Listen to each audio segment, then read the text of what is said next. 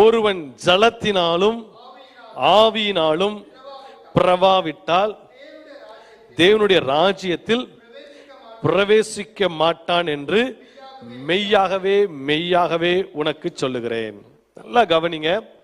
முதல்ல என்ன சொன்னாரு? மறுபடியும் பிறந்த அனுபவம் இல்லைன்னா காண மாட்டான், பார்க்க முடியாதுன்னு சொன்னவர் திரும்ப அதை அழுத்தி சொல்லுகிறார். ஜலத்தினாலும் ஆவியினாலும் பிரவாவிட்டால் பரலோக ராஜ்யத்துக்குள்ள போகவே முடியாதுப்பா. அப்ப பரலோக ராஜ்யத்துடைய சிட்டிசன் கார்டு என்னன்னா, ஆவியில பிறந்த அனுபவம் இருந்தாதான் பரலோக ராஜ்யத்துக்குள்ள, அதுதான் citizen card. Heavenly citizen card என்னன்னா, ஆவிக்குள்ளே நான் பிறந்திருக்கிறேன், ஆவியானவரினாலே நான் பிறப்பிக்கப்பட்டிருக்கிறேன் அப்படிங்கிற அனுபவம் நமக்குள்ள இருக்கணும். அதான் ரோமர் புஸ்தகத்துல பவுல் எழுதும்போது சொல்கிறார், மாம்சத்தின் சிந்தையோ மரணம், ஆவியின் சிந்தையோ ஜீவனும் சமாதானமா இருக்கிறது.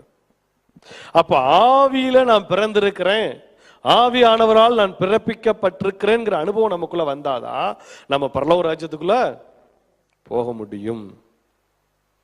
அப்ப மறுபடியும் பிறக்கணும், ஆவியில மறுபடியும் பிறக்கணும். இதைத்தான் யோவான் சொல்லுகிறான், எனக்கு பின் வருகிறவர், நானோ ஜலத்தினால் ஞானஸ்தானம் கொடுக்கிறேன், எனக்கு பின் வருகிறவரோ ஆவியினாலும் அக்னியினாலும் ஞானஸ்தானம் கொடுப்பார்னு சொல்லி யோவான் ஸ்நானகன் தெளிவா சொன்னான்.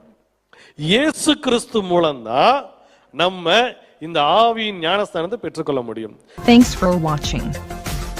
Drop a like, leave a comment, and don't forget to subscribe to watch more videos like this.